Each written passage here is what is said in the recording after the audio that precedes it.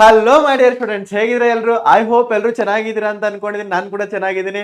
So ಇವಾಗ 11th ಮುಗಿಸಿ 12th ಬಂದಿದ್ದೀರಾ ನೀವು. ಸೊ ಇವಾಗ 12th ಬೋರ್ಡ್ ಸಿಲೆಬಸ್ ಜೊತೆ ನಿಮ್ಮ ಕಾಂಪಿಟೇಟಿವ್ ಎಕ್ಸಾಮ್ ಆಗಿರ್ತಕ್ಕಂಥ KCET ಪ್ರಿಪರೇಷನ್ ಕೂಡ ತುಂಬಾ ಇಂಪಾರ್ಟೆಂಟ್ ಆಗುತ್ತೆ. ಸರ್ ಹಂಗಾದ್ರೆ ಈ 1 ಇಯರ್ ಅಲ್ಲಿ ಸರ್ ನಾವು 11th ಓದಿಲ್ಲ, ಬರೀ 12th ಮಾತ್ರ ಓದ್ತಾ ಇದೀವಿ. ಇವಾಗ 12th ಬಂದಿದೀವಿ. ಈ 12th ಅಲ್ಲಿ ನಾವು ಯಾವ ತರ KCET ನ ಪ್ರಿಪೇರ್ ಮಾಡಬಹುದು 1 ಇಯರ್ ಅಲ್ಲಿ, ಸೊ ಯಾವ ತರ 50+ ಸ್ಕೋರ್ನ ಮಾಡಬಹುದು ಕೆಮಿಸ್ಟ್ರಿಯಲ್ಲಿ ಅನ್ನೋದನ್ನ ಹೇಳ್ಕೊಡ್ತಾ ಇದ್ದೀನಿ ನಾನು ಇವತ್ತು. ಸೊ ಇವತ್ತಿನ ವಿಡಿಯೋದು ಇಂಟೆನ್ಷನ್ ಏನಪ್ಪಾ ಅಂತಂದ್ರೆ ಸೊ ಏನು ಇವತ್ತಿನ video intention? So KCET 2027 chemistry road map ಅಂದ್ರೆ ನೀವು KCET 2027 ಅಲ್ಲಿ ಅಂದ್ರೆ KCET 2027 ಎಕ್ಸಾಮ್ ಅಲ್ಲಿ ಯಾವ ತರ 50+ ಸ್ಕೋರ್ನ ಮಾಡಬಹುದು ಈಸಿಯಾಗಿ ಅನ್ನೋದನ್ನ ಹೇಳ್ಕೊಡ್ತಾ ಇದ್ದೀನಿ. ಅಂದ್ರೆ ನಿಮ್ಮ ಪ್ರಿಪ್ರೇಷನ್ ಯಾವ ತರ ಇರಬೇಕು, ಸೊ ಯಾವ್ಯಾವ ಕಾನ್ಸೆಪ್ಟ್ನ ಯಾವ ತರ ಓದಬೇಕು, ಸೊ ನಿಮ್ಮ ಬೇಸಿಕ್ನ ಯಾವ ತರ ಸ್ಟ್ರಾಂಗ್ ಮಾಡ್ಕೋಬೇಕು, ಸೊ ಇದನ್ನೆಲ್ಲ ನಾನು ಈ ವಿಡಿಯೋದಲ್ಲಿ ಹೇಳ್ಕೊಡ್ತಾ ಇದ್ದೀನಿ. ಓಕೆ, 1 by 1 ನೋಡೋದಾದ್ರೆ ಕಂಪ್ಲೀಟ್ ಸ್ಟ್ರಾಟಜಿ ಇರುತ್ತೆ for 12th standard students. So main target ಏನಪ್ಪಾ, ನಾವು ಈ ವಿಡಿಯೋದಲ್ಲಿ ಮೇನ್ ಟಾರ್ಗೆಟ್ ಏನ್ ಮಾಡಿದೀವಪ್ಪ ಅಂತಂದ್ರೆ, so what are our main targets? So aim 50+ out of 60 50+ ಸ್ಕೋರ್ನ ನಾವು ಏಮ್ ಮಾಡಿದೀವಿ. ಆಮೇಲೆ ಇದನ್ನ ಅಚೀವ್ ಮಾಡ್ಬೇಕಪ್ಪ ಅಂತಂದ್ರೆ our target must be N C R T book must be our target. ನೀವು NCERT ಬುಕ್ ನ ಓದಬೇಕು. ಕ್ಲಿಯರ್ ಆಯ್ತು? ಸೊ ನೀವು ಈ ಏಮ್ ನ ಟಾರ್ಗೆಟ್ ಮಾಡಿದ್ರೆ ನಮ್ಮ ಬುಕ್ ಏನಿರಬೇಕು ಟಾರ್ಗೆಟ್, ನಮ್ಮ ಟಾರ್ಗೆಟೆಡ್ ಬುಕ್ NCERT ಇರಬೇಕು. ಈ ಟಾರ್ಗೆಟ್ ನ ಅಚೀವ್ ಮಾಡೋಕ್ಕೆ ನಾವು ಡೈಲಿ MCQ ಪ್ರಾಕ್ಟೀಸ್ ಮಾಡಬೇಕು. So daily practice of MCQ question is must needed. ಅರ್ಥ ಆಯ್ತು? Okay, will move to next thing. So preparation phases ಯಾವ ತರ ಇದೆ, ಸೊ ಯಾವ ತರ ಓದ್ಬೇಕು ನಾವು. ಸೊ ನಾನು ಪ್ರಿಪ್ರೇಷನ್ 3 ಫೇಸ್ ಆಗಿ ಡಿವೈಡ್ ಮಾಡಿದ್ದೀನಿ. ಸೊ ಫಸ್ಟ್ ಫೇಸ್ 1 ಅಲ್ಲಿ foundation in the sense 11th standard chapter ಓದ್ಕೋಬೇಕು. ಸೊ ಮಂತ್ ನೋಡ್ರಿ, ಮೇ ಮತ್ತೆ ಜುಲೈ ಏನ್ ಮಾಡಿದೀನಿ ಮೇ ಮತ್ತೆ ಜುಲೈ. ಸೊ ಇವಾಗ ಮೇ ಮಂತ್ ಇದೆ, ಮೇ ಜೂನ್ ಜುಲೈ ಅಥವಾ ನೀವು ಜೂನ್ ವರೆಗೂ ಏನ್ ಮಾಡ್ಬೇಕಪ್ಪ ಅಂತಂದ್ರೆ ನಮ್ಮ 11th ಸ್ಟ್ಯಾಂಡರ್ಡ್ ಕೆಲವೊಂದಿಷ್ಟು ಚಾಪ್ಟರ್ ಅದಾವ. ಆ ಚಾಪ್ಟರ್ನು ಕೂಡ ನಾನು ಇದರಲ್ಲಿ ಮೆನ್ಷನ್ ಮಾಡಿದ್ದೀನಿ, ಹೇಳ್ತೀನಿ ಯಾವ್ಯಾವ ಚಾಪ್ಟರ್ ಓದ್ಬೇಕಂತ.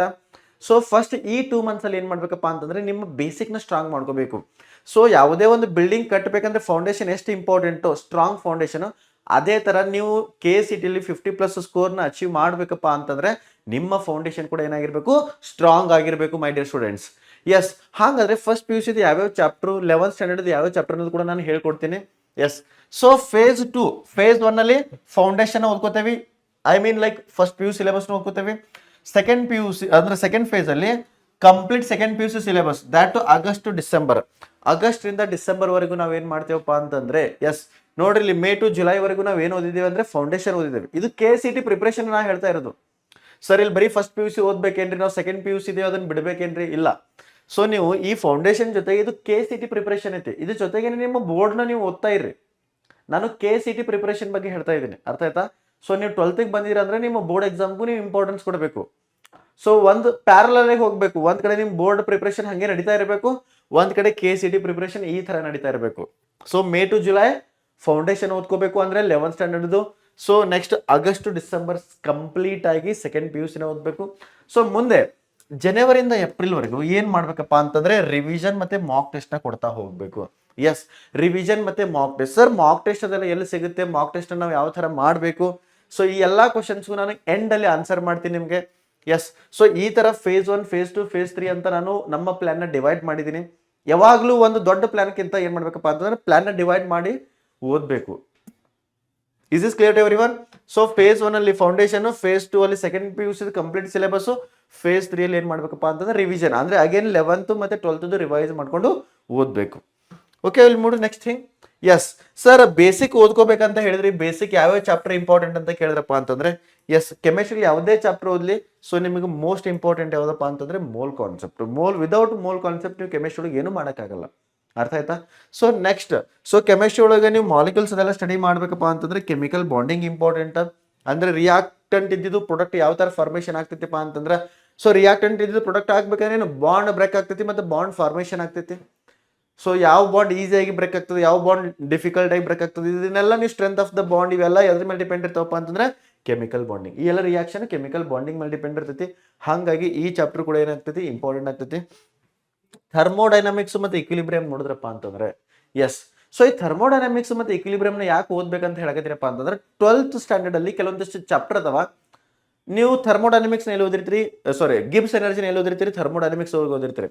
ಅದೇ ತರ ಗಿಬ್ಸ್ ಎನರ್ಜಿ ಫಾರ್ಮುಲಾನು ಕೂಡ ನೀವು ಅಗೇನ್ ಎಲೆಕ್ಟ್ರೋಕೆಮಿಸ್ಟ್ರಿ ಒಳಗೆ ಓದ್ತೀರಿ. ಎಸ್, ಸೊ ನೀವು ಇಕ್ವಿಲಿಬ್ರಿಯಂ ಕಾನ್ಸ್ಟೆಂಟ್ ನೀವು ಇಕ್ವಿಲಿಬ್ರಿಯಂ ಚಾಪ್ಟರ್ ಅಲ್ಲಿ ಓದಿರ್ತೀರಿ. ಅದೇ ಇಕ್ವಿಲಿಬ್ರಿಯಂ ಕಾನ್ಸ್ಟೆಂಟ್ ಅಗೇನ್ ನಾವು ಎಲೆಕ್ಟ್ರೋಕೆಮಿಸ್ಟ್ರಿ ಸ್ಟಡಿ ಮಾಡ್ತೀವಿ, ಕೆಮಿಕಲ್ ಕೈನೆಟಿಕ್ಸ್ ಅಲ್ಲಿ ಸ್ಟಡಿ ಮಾಡ್ತೀವಿ. ಕ್ಲಿಯರ್ ಆಯ್ತು. ಅದಕ್ಕಾಗಿ ಈ ಎರಡು ಚಾಪ್ಟರ್ ಅಗೇನ್ ಏನಾಗ್ತಾವ ಅಂದ್ರೆ ಇಂಪಾರ್ಟೆಂಟ್ ಆಗ್ತವೆ. ಸೊ ನೀವು ಸೆಕೆಂಡ್ PUC ಬಂದಾಗ ನೀವು ನೋಡಿದ್ರಪ್ಪ ಅಂತಂದ್ರೆ 50% ಫಿಸಿಕಲ್ ಅನ್ಆರ್ಗ್ಯಾನಿಕ್ ಸಬ್ಜೆಕ್ಟ್ ಅದ, ಇನ್ಆರ್ಗ್ಯಾನಿಕ್ ಫಿಸಿಕಲ್ ಮತ್ತೆ ಇನ್ಆರ್ಗ್ಯಾನಿಕ್. ಇನ್ನು 50% ಏನದಪ್ಪ ಅಂದ್ರೆ ಆರ್ಗ್ಯಾನಿಕ್ ಅದ. ಅಂದ್ರೆ ಸೆಕೆಂಡ್ PUC ಅಲ್ಲಿ ಆರ್ಗ್ಯಾನಿಕ್ ವೇಟೇಜ್ ಎಷ್ಟದಪ್ಪ ಅಂದ್ರೆ 50% ಐತೆ. ಸೊ ನೀವು ಎಲ್ಲಾ ಚಾಪ್ಟರ್ ಡಿಕೋಡ್ ಮಾಡ್ಬೇಕು. ಈ ಎಲ್ಲಾ ಚಾಪ್ಟರ್ ಒಳಗು ಆರ್ಗ್ಯಾನಿಕ್ ಚಾಪ್ಟರ್ ಒಳಗು ನೀವು ಮಾಸ್ಟರ್ ಆಗ್ಬೇಕಪ್ಪ ಅಂತಂದ್ರೆ ನಿಮ್ಮ ಫೌಂಡೇಶನ್ ಏನಿರಬೇಕು, ಸ್ಟ್ರಾಂಗ್ ಇರಬೇಕು.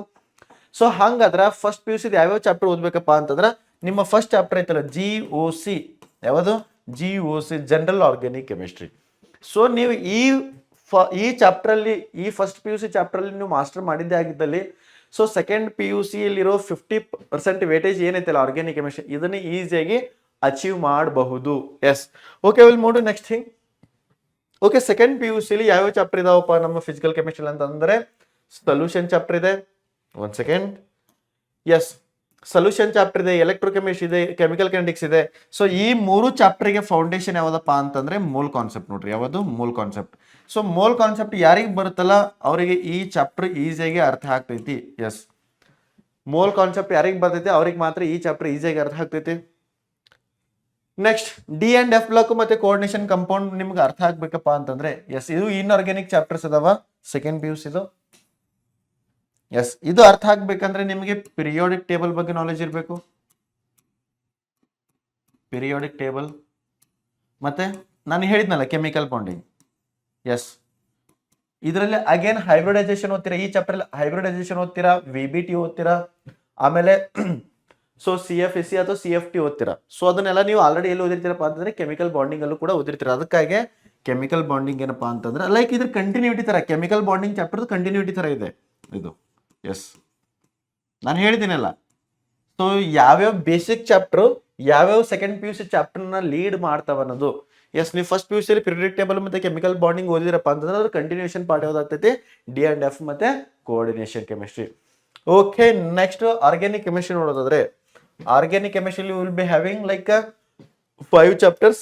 So haloalkane, haloarenes, alcohol, phenol ether, aldehyde, ketone, carboxylic acid and amines. Amines ಅಂದ್ರೆ ನಿಮ್ ಬುಕ್ ಅಲ್ಲಿ ಕಂಪೌಂಡ್ ಕಂಟೈನಿಂಗ್ ನೈಟ್ರೋಜನ್ ಅಂತ ಬರ್ದಿದ್ದಾರೆ. Yes, next biomolecules. ಈ ಚಾಪ್ಟರ್ ಒಳಗೆ ನೀವು ಮಾಸ್ಟರಿ ಮಾಡ್ಕೋಬೇಕಪ್ಪ ಅಂತಂದ್ರೆ ಒಂದೇದು GOC important, general organic chemistry. General organic chemistry specially isomerism, ಇವು ನಿಮ್ಮ ಎಲೆಕ್ಟ್ರಾನಿಕ್ ಎಫೆಕ್ಟ್ ಅದಲ್ಲ, ಇಂಡಕ್ಟಿವ್ ಎಫೆಕ್ಟ್, ಇದೆಲ್ಲ ಇಂಪಾರ್ಟೆಂಟ್ ಆಗ್ತೈತಿ. ಸೊ GOC ಪ್ಲಸ್ ಹೈಡ್ರೋಕಾರ್ಬನ್ ಸ್ವಲ್ಪ ನೋಡ್ಕೊಳ್ಳಿ. ಎಸ್, ಹೈಡ್ರೋಕಾರ್ಬನ್ಸ್ ಯಾಕೆ ನಾನು ನೋಡ್ಕೊಳ್ಳಿ ಅಂತ ಇದ್ದೀನಪ್ಪ ಅಂತಂದ್ರೆ ಹೈಡ್ರೋಕಾರ್ಬನ್ಸ್ ಅಲ್ಲಿ ಓದಿರೋ ಚಾಪ್ಟರು ಅಗೇನ್ ವಾಪಸ್ ಹೈಡ್ರೋಕಾರ್ಬನ್ ಚಾಪ್ಟರ್ ಅಲ್ಲಿ ಓದಿರೋ ರಿಯಾಕ್ಷನ್ಸ್ ಅಗೇನ್ ಈ ಚಾಪ್ಟರ್ ಅಲ್ಲಿ ಏನಾಗ್ತಾವಪ್ಪ ಅಂತಂದ್ರೆ ವಾಪಸ್ ಕಂಟಿನ್ಯೂ ಆಗ್ತಾವ. ಕ್ಲಿಯರ್ ಆಯ್ತು. ಅದಕ್ಕೆ ಹೈಡ್ರೋಕಾರ್ಬನ್ ಚಾಪ್ಟರ್ನ ಒಂದ್ಸಲ ಓದ್ಕೊಂಡ್ರೆ ಅನ್ನೋದು ಎನಫ್ ಅದ. ಸೊ ಈ ಬೇಸಿಕ್ಲಿ ಓದ್ಕೊಂಡೆ ಅಂದ್ರೆ ಈ ಚಾಪ್ಟರ್ ನಿಮ್ಗೆ ಏನಾಗ್ತಾವ, ಈಸಿ ಆಗ್ತಾವ. ಎಸ್, ಓಕೆ, ಅಲ್ಲಿ ಮೂಡು ನೆಕ್ಸ್ಟ್ ಥಿಂಗ್. ಸರ್ ನಮ್ಮ ಮಂತ್ಲಿ ಪ್ಲಾನ್ ಯಾವ ತರ ಇರಬೇಕು, ನಾನು ಆಲ್ರೆಡಿ ಕೂಡ ಹೇಳಿದ್ದೆ ನಿಮಗೆ. ಸೊ ಇಯರ್ ಪ್ಲಾನ್ ಅಲ್ಲಿ, ಸೊ ಇದು ಮಂತ್ಲಿ ಪ್ಲಾನ್ ಅಂದ್ರೆ ಮಂತ್ ವೈಸ್. ಸೊ ಸೇಮ್ ಅದೇ ಥಿಂಗ್ ಇದೆ. ಮೇ ಮತ್ತೆ ಜುಲೈಲಿ ಏನೋ ಓದಬೇಕು, ಫೌಂಡೇಶನ್ ಓದಬೇಕು. ಆಗಸ್ಟ್, ನವೆಂಬರ್ ಅಥವಾ ಡಿಸೆಂಬರ್ ವರೆಗೂ ನಾವೇನು ಮಾಡ್ಬೇಕಪ್ಪ ಅಂದ್ರೆ ಕಂಪ್ಲೀಟ್ 12th ಸಿಲೆಬಸ್ನ ಕಂಪ್ಲೀಟ್ ಮಾಡಬೇಕು. ಸೊ ಡಿಸೆಂಬರ್ಗೆ ಫುಲ್ ರಿವಿಷನ್. ಅಗೇನ್ ಜನವರಿ ಟು ಏಪ್ರಿಲ್ ಏನು ಮಾಡ್ಬೇಕಪ್ಪ ಅಂತಂದ್ರೆ ರಿವಿಷನ್ ಮತ್ತೆ ಮಾಕ್ ಟೆಸ್ಟ್ನ ಕೊಡ್ತಾ ಹೋಗ್ಬೇಕು. ಅಗೇನ್ ನಾನು ಇಲ್ಲಿ ಸರ್ಪ್ರೈಸ್ ಹೇಳಿದ್ದೀನಿ ನಿಮಗೆ. ಸೊ ಮಾಕ್ ಟೆಸ್ಟ್, ರಿವಿಷನ್ ಅದೆಲ್ಲ ಹೆಂಗಾಗುತ್ತೆ ನಮ್ದು ಅಂತ. Yes, okay. So most important key strategy for KCT. So ಏನಪ್ಪಾ ಅಂತಂದ್ರೆ ಸರ್ ಏನ್ ಮಾಡಿದ್ರೆ KCT ಕ್ರ್ಯಾಕ್ ಆಗ್ತದ ಅಂತಂದ್ರೆ ಒಂದೇದು read NCERT line by line. NCERT reading is very very important. Ultimate book ಅದು, ಅರ್ಥ ಆಯ್ತಾ? ಸೊ ಒಂದು ಕಾಂಪಿಟೇಟಿವ್ ಎಕ್ಸಾಮ್ಗೆ ಏನದು ultimate book. So revise formula daily. So daily ಫಾರ್ಮುಲಾನ ರಿವೈಸ್ ಮಾಡಬೇಕು. So better you maintain one separate notebook for the formula. So physics ಒಳಗೂ formula ಬರ್ತಾವ, ಹೌದಾ? ಮ್ಯಾಥಮೆಟಿಕ್ಸ್ ಒಳಗೂ ಫಾರ್ಮುಲಾ ಬರ್ತಾವ, ನಮ್ಮ ಕೆಮಿಸ್ಟ್ರಿ ಒಳಗೂ ಫಾರ್ಮುಲಾ ಬರ್ತಾವ. ಸೊ ಈ ಎಲ್ಲ ಫಾರ್ಮುಲಾಕ್ಕೆ ಏನು ಮಾಡಪ್ಪ ಅಂದ್ರೆ ಸಪ್ರೇಟ್ ನೋಟ್ಬುಕ್ ಮೇಂಟೈನ್ ಮಾಡಿದ್ರೆ ಒಳ್ಳೇದಾಗ್ತೈತಿ. ಡೈಲಿ ರಿವೈಸ್ ಮಾಡಕ್ಕೆ ಬೇಗನೆ ಕೈ ಸಿಕ್ಬಿಡುತ್ತಾ. ನೀವು ನೋಟ್ಸ್ ಒಳಗಾದ್ರೆ ಪ್ರತಿಯೊಂದು ಹುಡುಕ್ಬೇಕು ಎಲ್ಲಿ ಫಾರ್ಮುಲಾ ಬರ್ದಿನಂತಂದು. ಅದೇ ನೀವು ಒಂದು ಸಪ್ರೇಟ್ ನೋಟ್ಬುಕ್ ಮಾಡಿದ್ರಪ್ಪ ಅಂತಂದ್ರೆ ಈಸಿ ಆಗ್ತೈತಿ ಫಾರ್ಮುಲಾನ ಓದಕ್ಕೆ. ಎಸ್, ಸೊ ನೀವು ಓದಿರೋದು ಯಾವ ಲೆವೆಲ್ಗೆ ನಮ್ಮ ಪ್ರಿಪ್ರೇಷನ್ ಅಂತ ನಿಮ್ಗೆ ಜಡ್ಜ್ ಮಾಡ್ಕೋಬೇಕೈತಪ್ಪ ಅಂದ್ರೆ PYQ solving is important. Yes, PYQ ಇಂದ ಗೊತ್ತಾಗ್ತದೆ. ಏನು ಗೊತ್ತಾಗ್ತದೆ PYQ ಅಂತಂದ್ರೆ ಯಾವ ಕಾನ್ಸೆಪ್ಟ್ ಇಂದ ಯಾವ ತರ ಕ್ವಶನ್ಸ್ ಕೇಳ್ತಾ ಇದಾರೆ ಅಂತ. ಎಸ್, ಯಾವ ಕಾನ್ಸೆಪ್ಟ್ ಇಂದ ಯಾವ ತರ ಕ್ವಶನ್ಸ್ ಕೇಳ್ತಾ ಇದಾರೆ ಅಂತ PYQ ಇಂದ ಗೊತ್ತಾಗ್ತೈತಿ. Yes, so maintain short notes maintain is important. Yes, so usually ನಾವು ಏನ್ ಮಾಡ್ತಿರ್ತೀವಪ್ಪ ಅಂದ್ರೆ ಡೆರಿವೇಶನ್ ಲೆಂದಿ ಡೆರಿವೇಶನ್ ಅದೆಲ್ಲ. So this is KCET exam. ಇದ್ರೊಳಗ ಟೈಮ್ ಮತ್ತೆ ನಮ್ಮ ಟ್ಯಾಲೆಂಟ್ ಎರಡು ವರ್ಕ್ ಆಗ್ಬೇಕು, ಅರ್ಥ ಆಯ್ತಾ? ಅಲ್ಲಿ ಡಿರೈವೇಶನ್ ಬಿಡಿಸೋದಿರಲ್ಲ KCET ಒಳಗ, ಕರೆಕ್ಟ್ ಆನ್ಸರ್ನ ನಾವು ಐಡೆಂಟಿಫೈ ಮಾಡೋದಿರ್ತೈತಿ. ಸೊ ಇವೆಲ್ಲ ಕ್ವಿಕ್ ಆಗ್ಬೇಕಪ್ಪ ಅಂತಂದ್ರೆ ನಿಮ್ಮ ಕಾನ್ಸೆಪ್ಟ್ ಕೂಡ ಕ್ವಿಕ್ ಆಗಿ ಬರಬೇಕು. ಇವೆಲ್ಲ ಕ್ವಿಕ್ ಆಗಿ ಬರಬೇಕಪ್ಪ ಅಂತಂದ್ರೆ ಶಾರ್ಟ್ ನೋಟ್ಸ್ ಇಂಪಾರ್ಟೆಂಟ್ ನೋಡ್ರಿ, ಅರ್ಥ ಆಯ್ತು? Yes, okay. ಇಲ್ಲಿ ನೋಡಿ next thing. Okay, golden rule ಏನ್ ಹೇಳ್ತೈತಪ್ಪ ಅಂತಂದ್ರೆ ನಮ್ದು. ಎಸ್, ಸೊ ಇದನ್ನ ತಲೆಗೆ ಇಟ್ಕೊಂಡ್ ಬಿಡ್ರಿ. ಯಾವುದೇ ಲೈಕ್ ಒನ್ ನೈಟ್ ಒಳಗ ಯಾರು ಸಕ್ಸಸ್ ಆಗಲ್ಲ. ಸಕ್ಸಸ್ ಆಗ್ಬೇಕಪ್ಪ ಅಂತಂದ್ರೆ revision is the key to scoring 50+ score in the chemistry. So ಹಿಂದ್ಗಡೆ ಒಂದ್ ರಾತ್ರಿ ಓದ್ಕೊಂಡು ಯಾರು 50+ ಸ್ಕೋರ್ ಮಾಡಕ್ಕಾಗಲ್ಲ. ಇಲ್ಲ ದೇವ್ರಿಗೆ ತೆಂಗಿನಕಾಯಿ ಹೊಡೆದು ದೇವ್ರಿಗೆ ಹಾರ ಹಾಕಿ ದೇವ್ರಿಗೆ ಪೂಜೆ ಮಾಡಿ 50+ ಸ್ಕೋರ್ ಮಾಡಕ್ಕಾಗಲ್ಲ. ಏನ್ ಮಾಡ್ಬೇಕಪ್ಪ ಅಂತಂದ್ರೆ ಓದ್ಬೇಕು, ರಿವಿಷನ್ ಮಾಡ್ಬೇಕು, ಅವಾಗ್ಲೇ ನೀವು ಈಸಿಯಾಗಿ 50+ ಸ್ಕೋರ್ನ ಅಚೀವ್ ಮಾಡ್ಬೇಕು. ಎಸ್ ಸರ್, ನಮ್ಮ ಪ್ರಿಪ್ರೇಷನ್ ಹಿಂಗೆಲ್ಲ ಮಾಡ್ತೇವೆ, ಬಟ್ ನಮಗೆ ಪ್ರಾಪರ್ ಗೈಡೆನ್ಸ್ ಬೇಕು ಪ್ರಿಪ್ರೇಷನ್ಗೆ.